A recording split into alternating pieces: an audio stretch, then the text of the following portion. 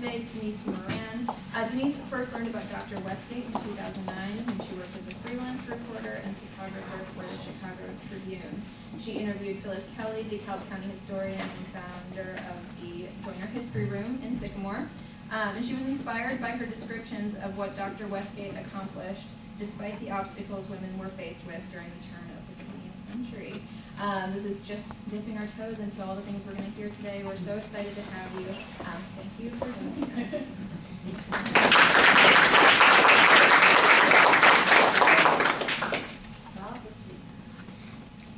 That's the book. And these are two books that I also wrote before that, just to show that I've been very interested in history of Northern Illinois area. This was Genoa and Kingston. And this is New Hampshire. After I wrote this one, I thought my kids grew up in New Hampshire. I should write a book about Hampshire. And I found out this guy too, Dr. A.M. Hill.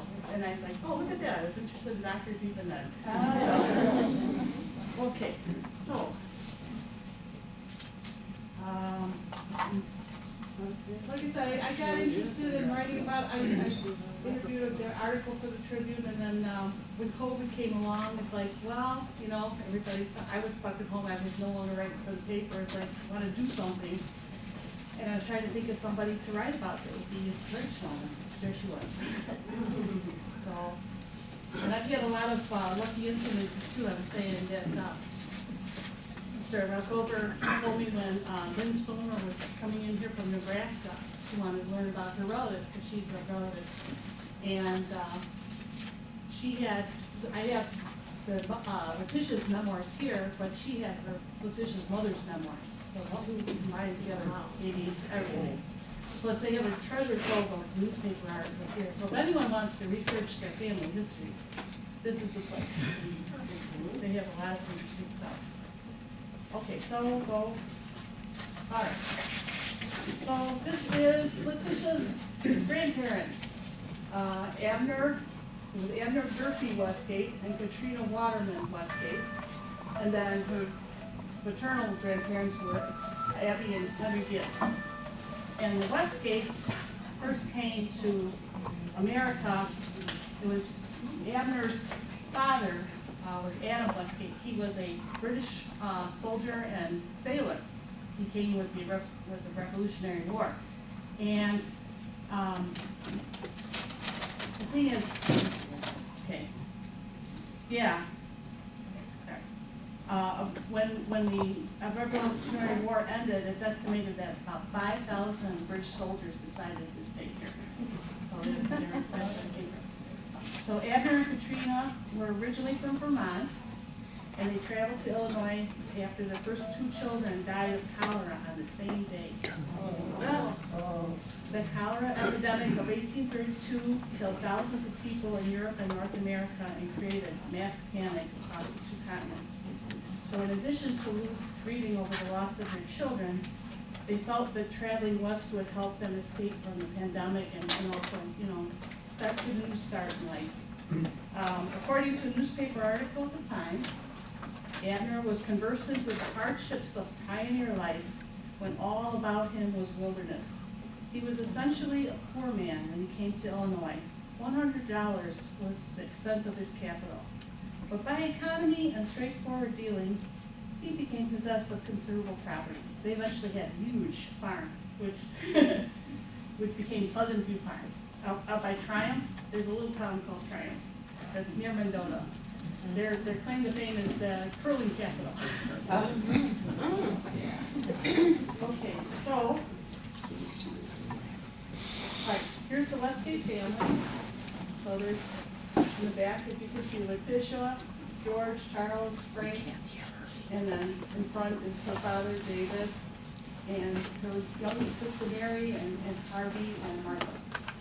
And this picture came from Lynn Schomer that came from Nebraska. She said this picture was hanging above the Westgate fireplace in the years.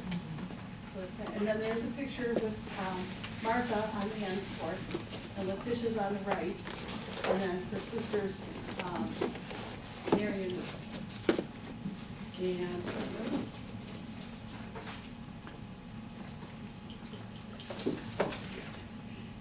Mary was described as, Martha was described as a woman of rare qualities. She devoted her life to her children and inoculated them with ambitions which she hoped they would reach. When I was researching the Westgate family, it felt like the Waltons. They just supported each other, always, every one of them. It's amazing. You'd love to have a family like that. Okay. All right, so this is kind of like cowboy and Indian thing. Potawatomi Chief Shabana, he was over 6 feet tall, weighed over 200 pounds. His name was built like a bear. And there was a 2,500-pound boulder in front of the Westgate farm that they called Shabana's Rock because he would come for a visit. But he had policy, he never entered a white man's house. So when he'd come and sit on this rock, which he said was suited to his proportions, that's where he would eat and sleep and wash everything on this rock. And the family liked this rock so much that they eventually donated it. It's at the DeKalb County Historical Museum right now. Shabana was known as the white man's friend because he warned settlers of Black Hawk's intentions to, when they were settling and stuff, they were trying to chase them out of the area. And then during the Indian Creek Massacre in LaSalle County in 1832, 3 years before Abner and Katrina came, 15 settlers were killed and scalped, and 2 teenage girls were kidnapped and ransomed. And it all happened because one settler built a dam for his sawmill on the river.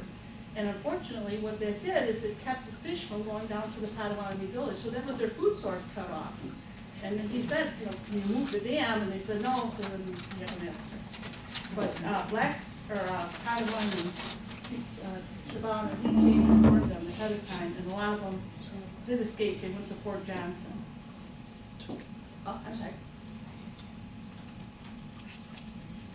Oh, I'm sorry. Oh, okay, I could. If somebody can hear me, I will use this. Sorry. Let's see how does this.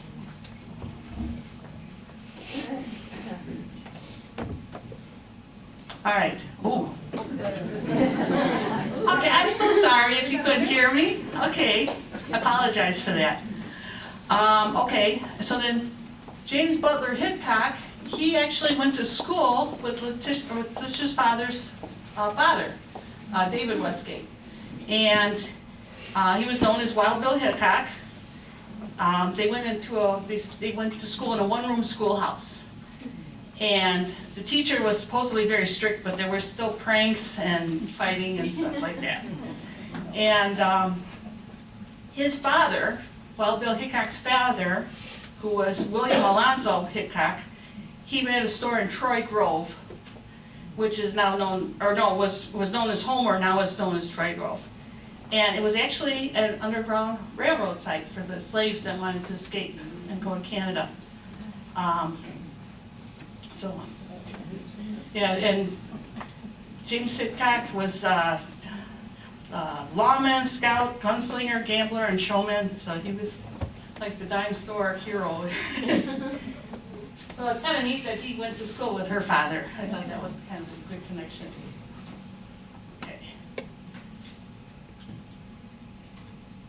Okay, so this here is when she's in school. You can see a little arrow. She's in that picture there. And that was like her when she was going to school in Mendota. And then this is her graduating class. She was the valedictorian. And it's an interesting thing what people used to do with the photos. I guess they forget who was who. They write their names right across. So there you go. Now you know for sure which one she is, because they put their names on there. Yeah, but she graduated in 1885. And since the farm was way away, she had to live in Mendota. So she lived with a farm family. And what they did, to pay for her room and board, she had to perform chores like washing and filling the lamps, cleaning the stove, turning and fluffing the straw ticks and feather beds, and cleaning the chamber pots in the outhouse. So she definitely earned her stay. something our kids today probably not do how to do. Okay. Oh, sorry. Okay, this is a view of East Mendota School, and I've heard now from somebody that lives in Mendota, this school is no longer here, unfortunately. And also the train station is also, it burned down like 3 months before she graduated from school.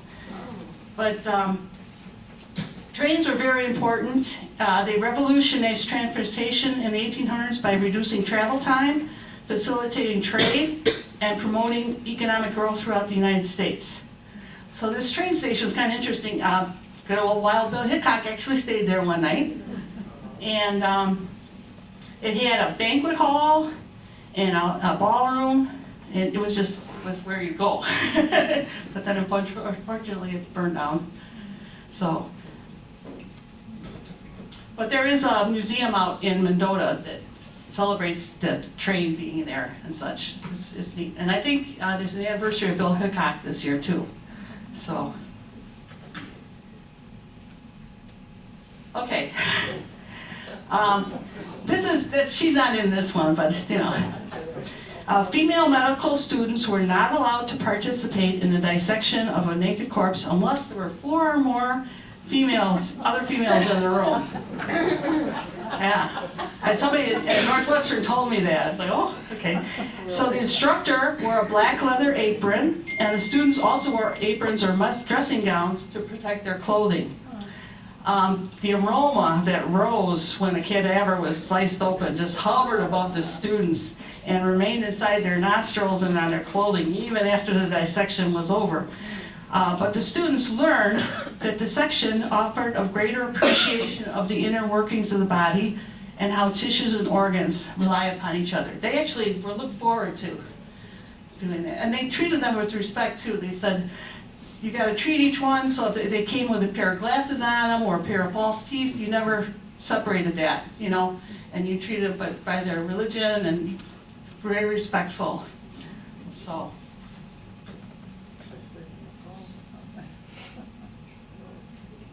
Okay, so she graduated, and there's actually a copy of her, you know, a diploma there, and then also, I found this little picture of 92 from the Northwestern. I thought that was kind of neat. And also the State Board of Health gave her a certificate, which I found interesting, if you can see it. They didn't bother to print separate certificates for the women. So it said him. And she took out her little pen and she wrote her. And that was the thing, it was, women were not, you know, known to be medical, so the male medical students often called them hen medics, and they throw paper wads at them, and they're like, what are you doing here in school? You should be home raising children, you know. So it was a tough uphill battle, but she did it, and many others did too, so. All right, so you won't recognize one, but you might recognize the other one. That was like her first architectural, she built the feed sheds with her father. And as it said, it was a place for people, if they came in with their horse and carriage, they could go into there and what did they cost, like 10 cents? What a deal. You could bring your whole carriage in, but they don't even have to unhitch the horse, they just go right in there. And then they had little lounge and stuff where people could, you know. And then this is a picture of her hospital when it was still under construction. So I thought I'd throw that in there. And she did everything. You know, she designed that building and she raised funds for it. The only thing that's interesting is that single women could not own property. So her father owned the building. And then when her father died, it went to her mother. And then after her mother died, it went to her brother. But single women could not own property. So even though she designed it and managed it and everything, that was the way it was.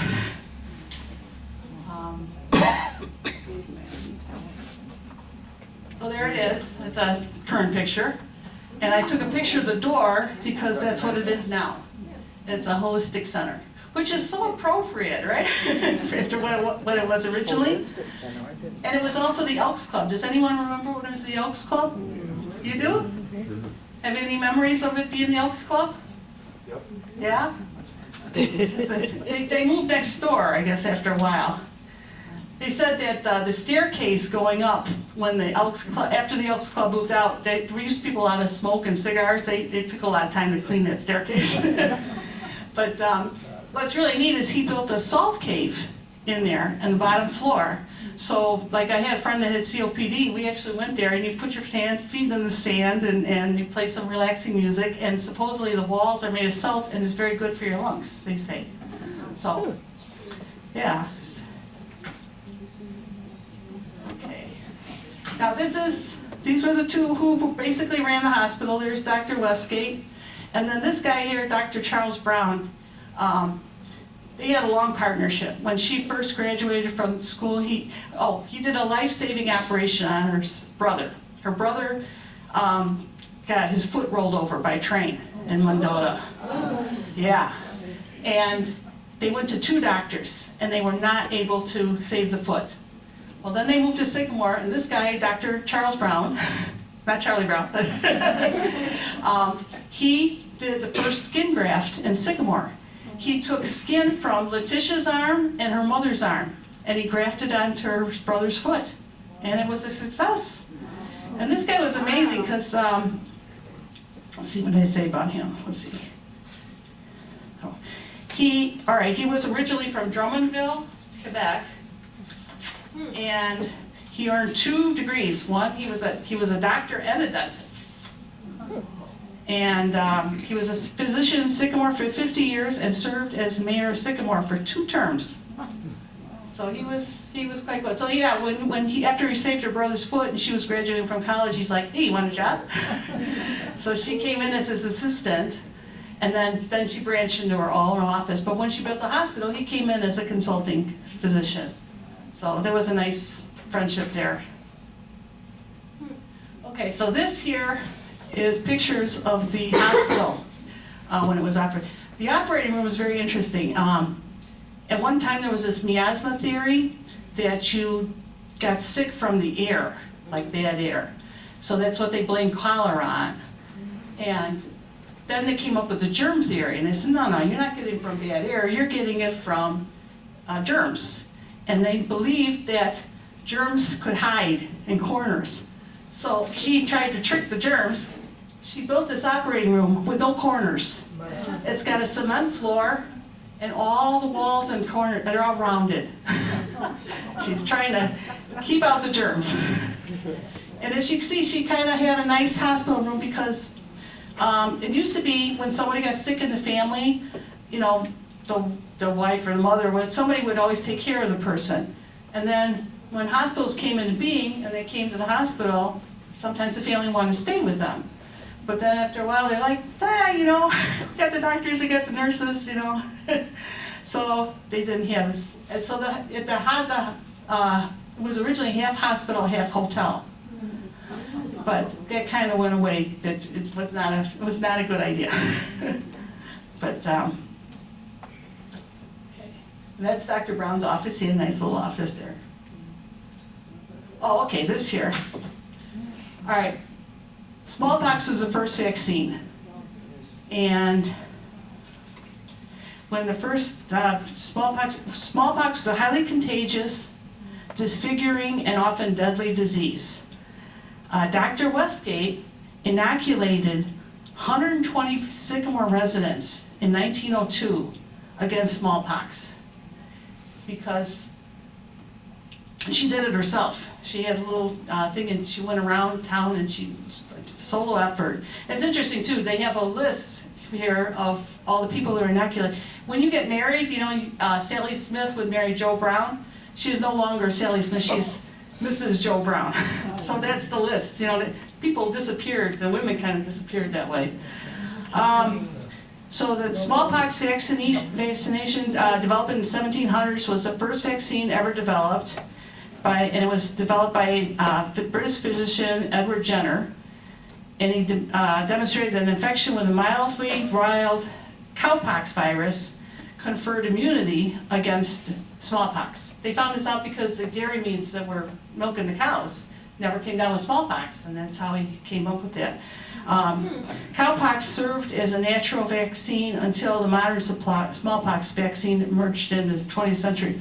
Now I found this picture, I thought it was interesting. Dr. Benjamin Mosley was a prominent critic of Edward Jenner's vaccination. He worried that cowpox matter used in the vaccine could transmit animal disease to people. There are also fears that people might start developing horns and cloven hooves. So that's why I thought that picture was interesting, because you can see people got all kinds of cows coming out of their heads. So back then there were some fears about vaccinations, you know, there's fears today, you know, that didn't happen, of course. Okay, I thought that was interesting. All right, so here is her brother Harvey. That's the one that got his foot rolled over by the train. And he actually won bicycle races, and he met his wife. He was skating on a pond or something out here in Sycamore. He met Cora Mae Terwilliger, or Tewksbury. Tewksbury was her name. And then this is just a scene I got here from, I just love downtown State Street here. You know, so she had her first hospital. What started off, she got an office, and then she decided, no, I think I'll rent some more rooms and put in some wood floors and some and so the office expanded. And then she started thinking, we have no surgical hospital. So she started doing surgeries there. But then once in a while, you'd see people come and you'd have, 3 or 4 doctors. They used to operate on your kitchen table. Can you imagine? It's like they didn't have a hospital. What else are you gonna do, And so she's like, we need a hospital. And that's why she developed this, and it was like, gave them a place to do their work. Okay, and then they eventually moved to Aurora. What happened with Dr. Westgate was she was accused by 2 nurses of killing a patient with morphine. And she went to court, she cleared her name, but she only got $2 recompense for that, yeah. And her reputation was ruined, unfortunately.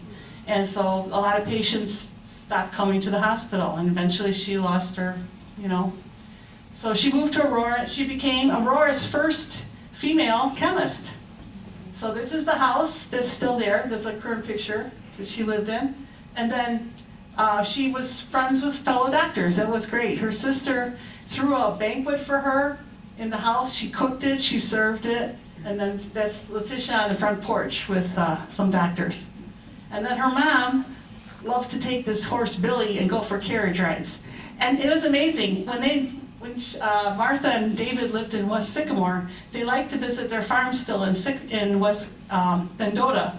So they would actually get in the horse and buggy and drive out there. And then if they're coming out and it's raining outside or bad weather or something, they'd just stop at a farm and stay overnight. And people used to do that. They would put them up.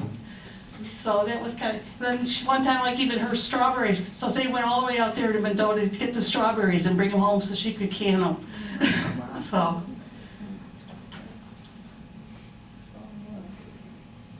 Oh, okay. In November 1909, a load of hay was pulled by a mule in the underground tunnels in Cherry, Illinois. Cherry, Illinois is like 50 miles maybe from Sycamore. Anyhow, unfortunately, there was a load of hay in a cart was pulled, and the kerosene, the lamp started a fire down there. And it killed 259 miners because the tunnels just filled up with smoke and they couldn't get out. There was one incident of, they call it the 8-day miracle.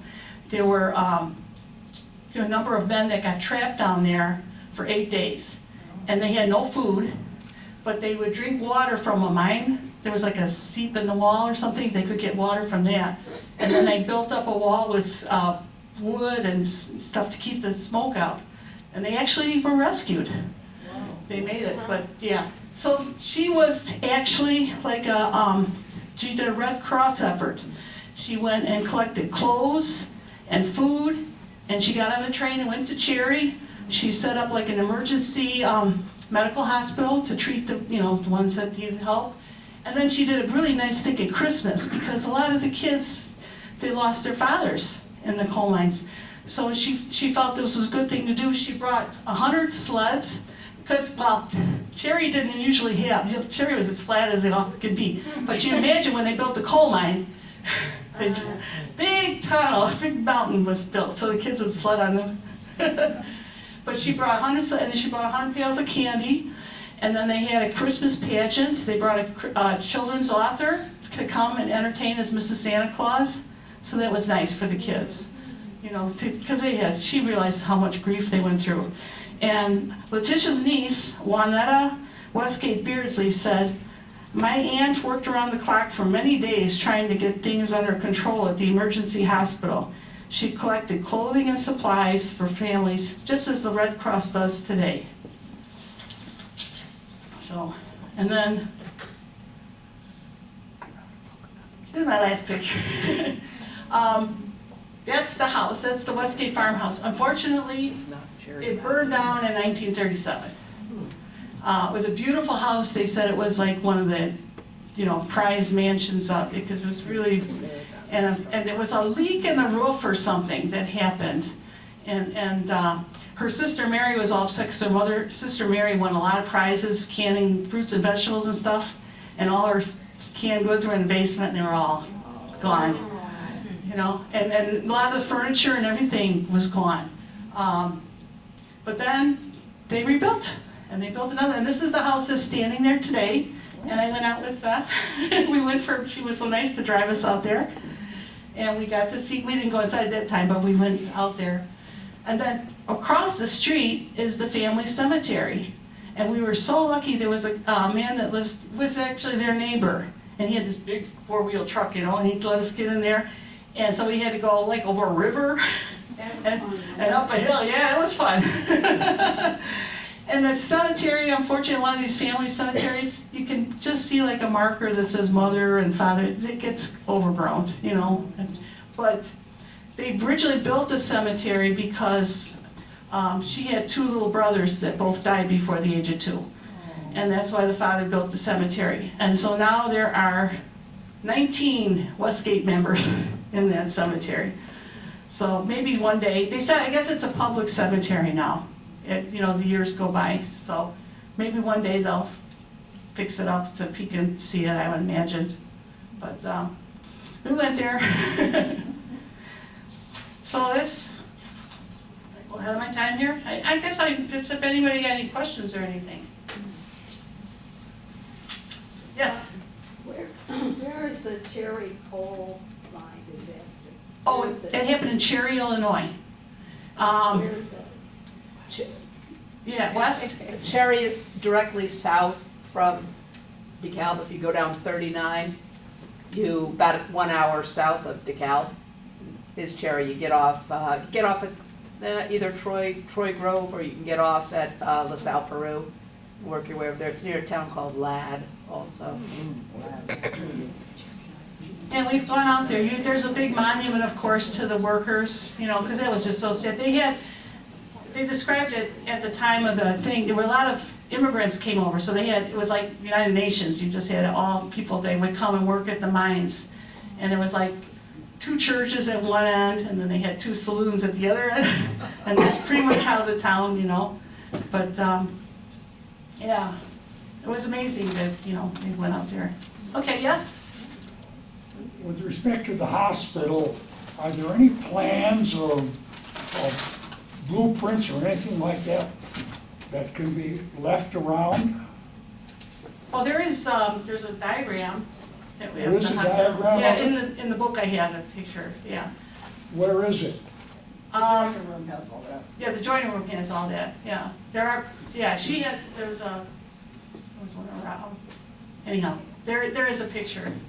I could, here, you want me to show you? Is it on the list? Yeah. Slide. Here. You want to pass it around? I'll show him and then you pass it around. No. You want like to see it. Okay, I'll show you, and then you can pass it around if you like. See, there's the diagram, there's Dr. Letitia, Dr. John Brown, and each had. Where is this? Where is it physically at today? Oh, the hospital building is now the holistic center. No, I know. Plans. Oh, it's here. Here's the joint room. It is here. Yes. Yeah. So you can look that up. Do you want to see? Oh.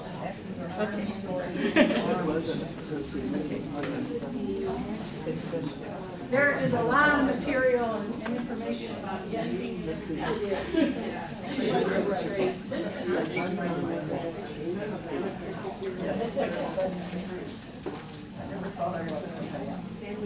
So, yes. Did she ever marry?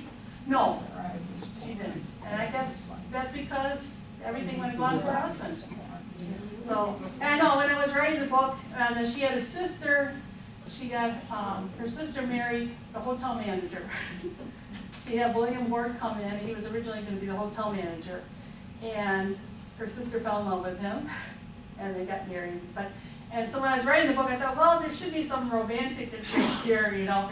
No, I didn't see any. She was very straight, you know, businesswoman. So, yes. I was curious about other medical schools, and it seems that Northwestern was graduating women, but were other medical schools in the country also graduating women? Can you talk at all about the history of when women were allowed to be doctors in this country? Elizabeth Blackwell was the first woman to graduate, and unfortunately, she got in was as from a Sycamore? Oh, sorry. No, that's out east, Elizabeth Blackwell. She was the first American woman to become a doctor. And when? When was Well, before, probably like mid-1800s. What happened was, she sent in an application to be at the school.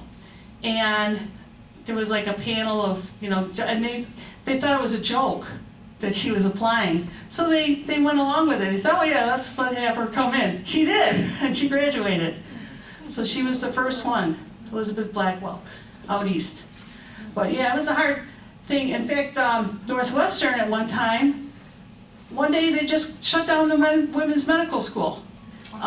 There was a Bertha Van Hoosen was an instructor there, and she said she found out one day she was having her breakfast and coffee, and she looks out the morning paper, and it's like, it's gone. They just closed the school, and it finally came back, but plus all the artifacts and such for Northwestern when they were in school, somehow it's all at Drexel University out in Pennsylvania. Yeah. Yes? So when Letitia went, was she in a separate medical school for women, or was it integrated on that one? They did have, yeah, it was integrated. So, you know, they would have all classes they'd have to go with. So they would like have dissection classes, and they'd fill the auditorium. And they said like they'd open the windows to let the, you know, flies out. And she said yes. Denise, was she the only woman in the class that she matriculated with? No, there was a number of women, There were more but than she one. came, oh yeah. And again, so that was interesting too, because Rob found the newspaper that told about her graduation. And the guy did a speech, and the whole speech was, the young men are doing this, and the young men are doing that, and Letitia and her fellow female graduates like, hey, you forget about us. You know, they didn't, yes. Is there any documentation of a relationship that she would have kept with these other women that were in the same class? I mean, as they progressed through their careers? Yeah, she could join the alumni, and she sent information about where she was going, because yeah, they could keep up on each other's. The one paper that she did, she delivered conjoined twins. A woman had conjoined twins. Fortunately, they died in the womb. And when they, you know, so the woman didn't want the baby that died, you know, because it was, so she kept it, and she wrote a research paper on it.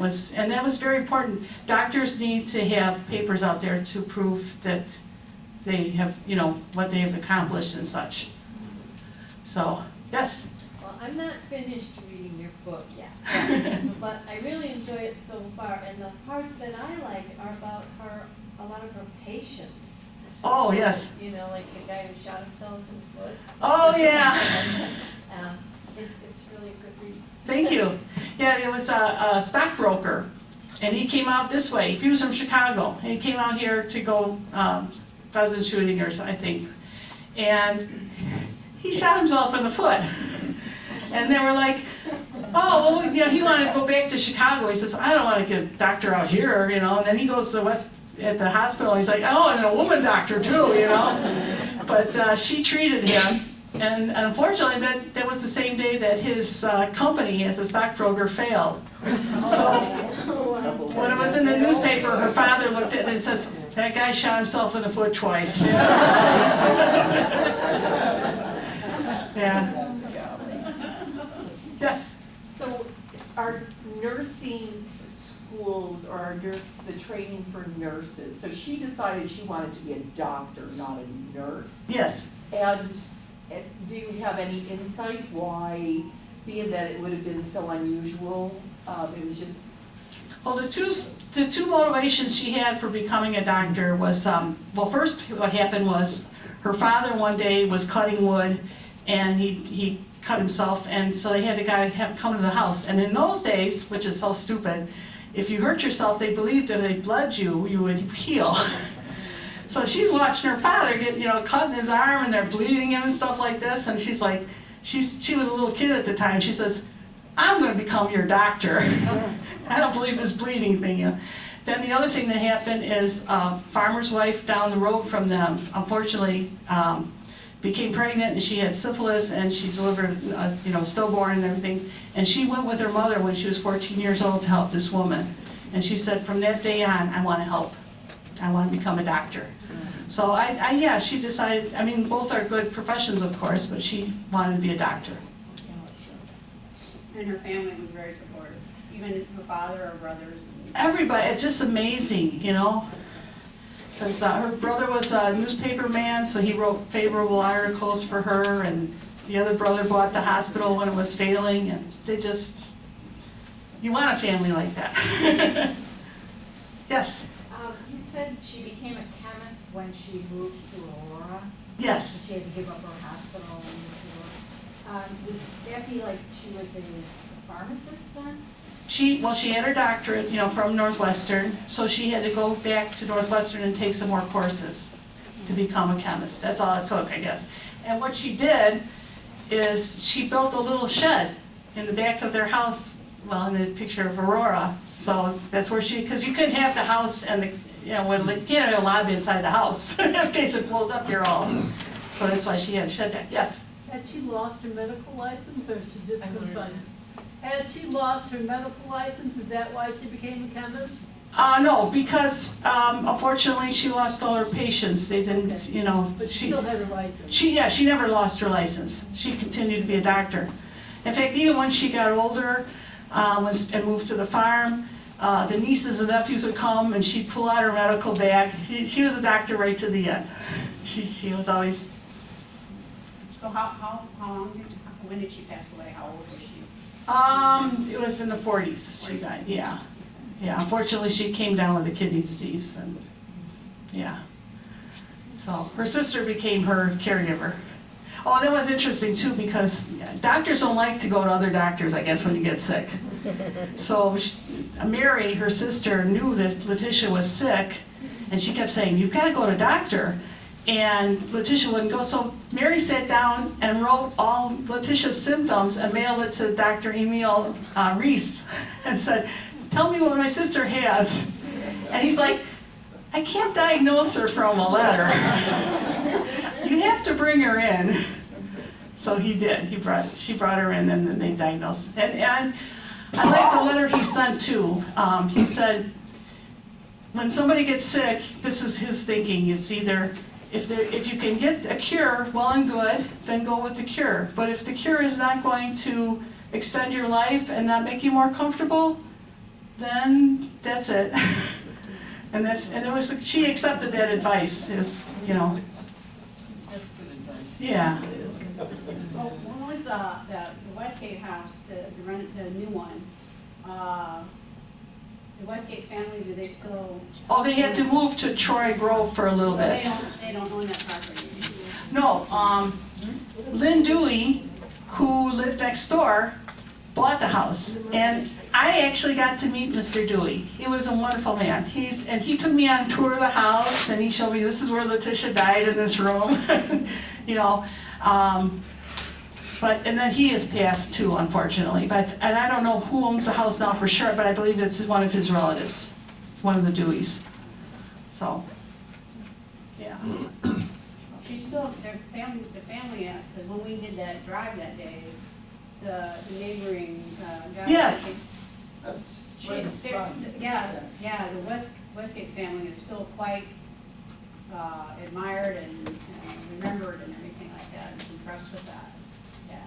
Yeah, they had a good reputation. At one point, when the hospital was failing in Sycamore, she actually wrote to the Mendota City Council and asked, hey, I know how to build a hospital. How about I come out here? I mean, you're my family's farm and such, but they didn't go for it.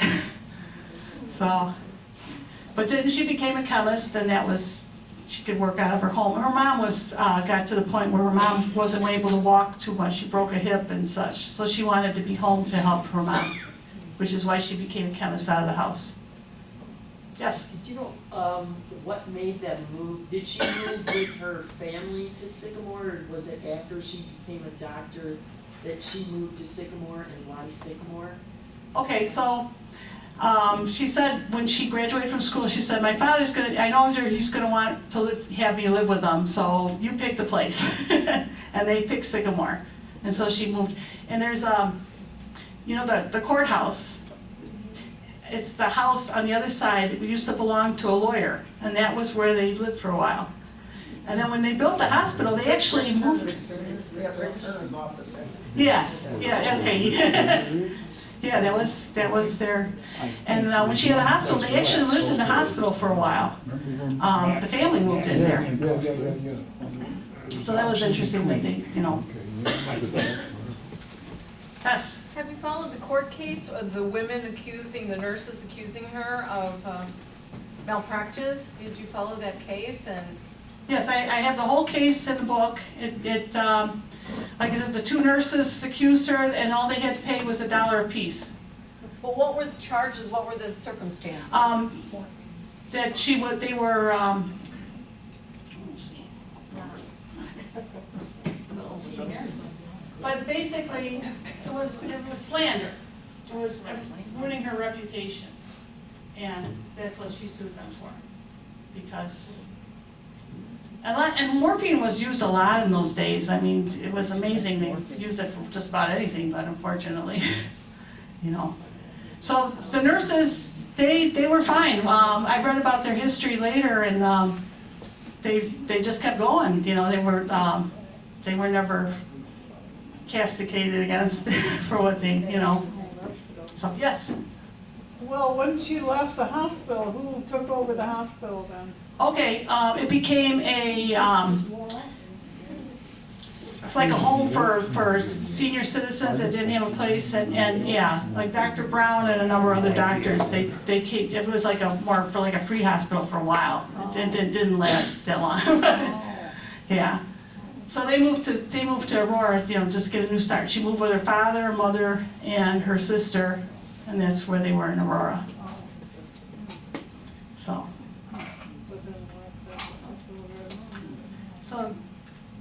Any have any memories of going by the hospital? I mean, long-time Sycamore residents? Yeah. Yes? Any stories? Do you remember when it was? No? You can't hospital. I had a friend that had her wedding reception up in I think it was the second or third floor, I can't remember. Oh. It still had the big head on the wall, the elk head. Oh, it did? Yeah, it was a great photo op. The Sycamore History Museum started there. Okay. That was the first home of the Sycamore History. That's right.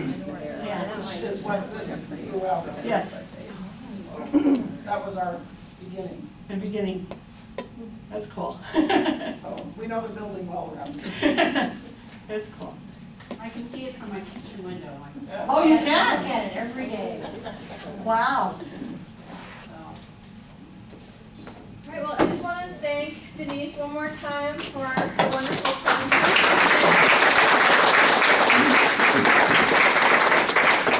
And thank you all for coming. I think we still have a few minutes, and if Denise is great, to stick around and maybe answer a few last questions that you might have. And we do also have some books for sale. Is that, yeah, so if you'd like to purchase a copy of the book to read, come on up and thank you for attending. Thank you for being such a wonderful audience. And whoever was taking care of all this was call, and they were donating.